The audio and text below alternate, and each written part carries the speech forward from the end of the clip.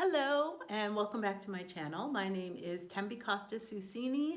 I went back to school at 47, got married relocated to the south of France, got married for the first time at 50, and today I'm coming to you with a video about soft living.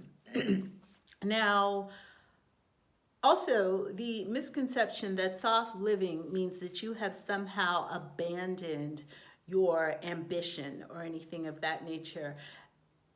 Since actually my soft life began long before I came to the south of France, and certainly long before I came to live on this beautiful vineyard that I share with my husband, or my husband and I share. My soft living actually started when I went back to school, when I started at community college, okay? And by soft living, I mean finding your flow, okay? Finding your flow, finding your rhythm and honoring that, okay? Now, obviously, if I am a student, I have studies, I have deadlines, I have things to do. So soft living does not at all mean you're living a life of luxury or you're a woman of leisure, or anything of that nature. I've come to understand it to mean honoring, finding your rhythm and flowing with it. So what I mean by I started soft living while at community college. One example is that I'm an early riser. I like to get up early in the morning simply because I like to take time for myself to set my intention. Set my intention and take my time getting ready. Again, with intentionality, it really set the tone for my whole day. Taking the time to do some stream of conscious writing before I left the house. Now, living in Virginia, where my family was, where I went back to community college, was very interesting because it was also the very first time that I had to drive every single day. I did not get my driver's license until after the age of 40 because I had always lived in New York City and a car or driving was not a priority for me. However, when I moved down to rural Virginia, of course, as you might imagine, it was a priority. However, giving myself plenty of time before I left for class or before I left for my work study assignments always made a difference. And I would use that time to take a scenic route while driving where there was less traffic. And while I was driving, I also like to listen to a lot of affirmations. I like to listen to self-affirmations.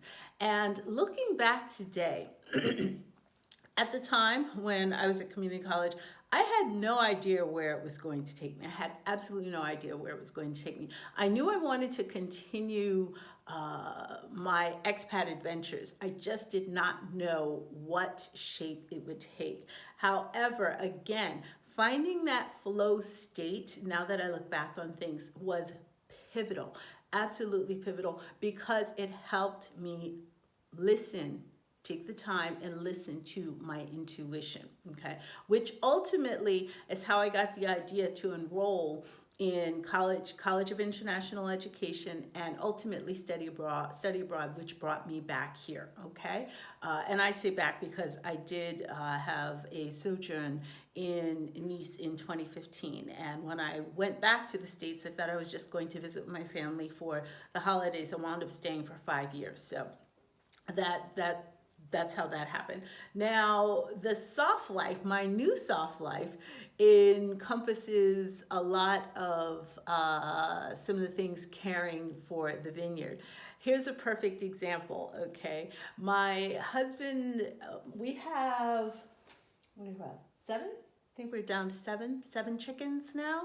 And my husband had been very frustrated, I would say, over the last like 5-6 months or so, because the chickens, and I don't know anything about raising chickens, it's my husband's thing, but he was very frustrated because the chickens were not producing. They were not laying eggs. He was getting frustrated, thinking somebody was stealing the eggs, so on and so forth. So and I've been teaching him a lot about intentionality. I've been teaching him about intentionality and putting out your intentions and how that has a huge effect on your objectives, on your wishes, on your desires. So to prove it, on New Year's Day, it is now March 3rd. Yes, today is March 3rd. New Year's Day, I went down to the chicken coop and I had a nice little talk with the girls, okay?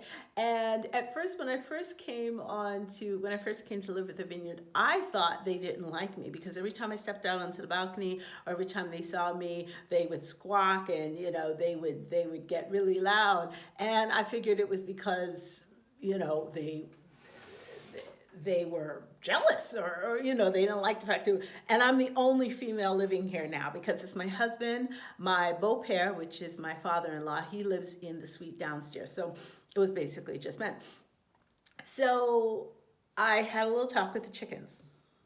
Okay, that's just how we do, So I had a little talk with the chickens and I told them, basically, I just told them that their daddy takes very good care of them, which he does, takes very good care of them. And it would really make your daddy really proud if you would start passing a little bit more eggs, show him your appreciation by passing some more eggs.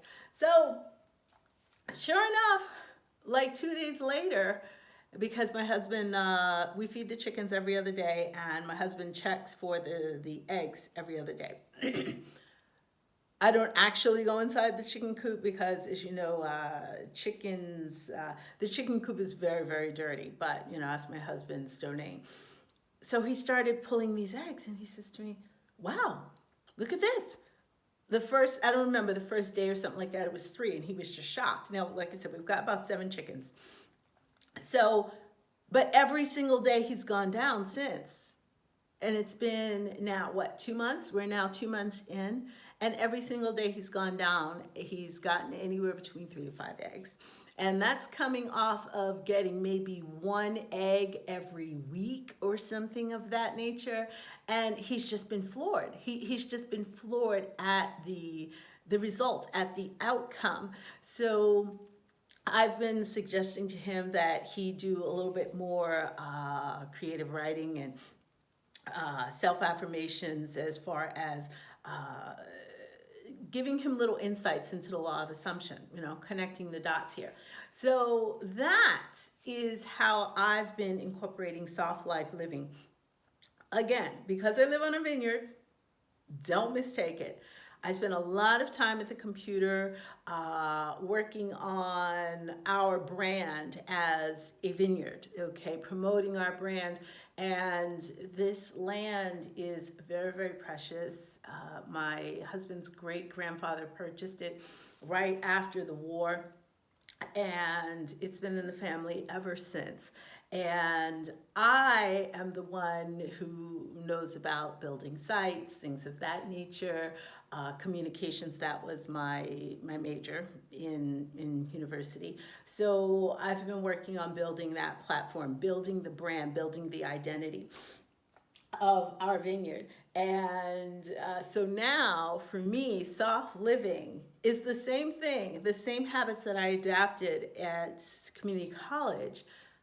I just have and I had a very beautiful space before. However, nothing tops the view of the vineyard overlooking the Mediterranean Sea. Let me see if I can get, there's a little piece of it, the light, and bear with me, I'm still there.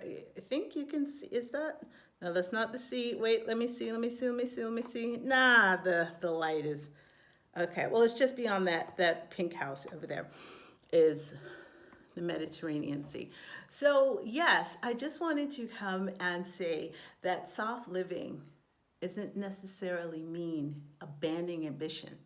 If anything, soft living with the absence of that hustle, that grind, is definitely more of a flow state of allowing, especially as I get older and I reach midlife and I'm looking back on all the experiences that I've amassed, it's just a question of implementing them in a different way. As you can see, I truly believe I was divinely brought here to help them elevate the brand identity, create the brand identity of the vineyard. I mean, they've been here for so long. They're focused on taking care of the land. So when I introduced the idea of, creating or building, redesigning my blog around it, that's become more my baby. And again, that's kind of what I've always done. There's a little bit. Again, yeah, that's all right. We'll get it. We'll get it straight. Sometimes the sun has been very fickle these last few days. I mean, it's actually been really gorgeous. It's been downright warm. And this has actually been over the last week or so. So yes, again, soft living doesn't mean lack of ambition. If anything, it simply means pursuing your goals with more of a flow state. Okay? And for a lot of us, particularly those who come from that hustle culture, a lot of us, that flow state is necessary because of self-preservation. It's also necessary for your creativity, literally ebb and flow, okay? So those stress and that hard edge, I got to do this, I got to do this, I got to push, pushing that into your brain. I've seen the difference in my body since I've been approaching it from a softer perspective. And it also goes to show that it's also important to note that being here in the south of France, hustle, even not just in the South, but in France, hustle is not a thing. It is not a thing. People do not think about work once they leave work.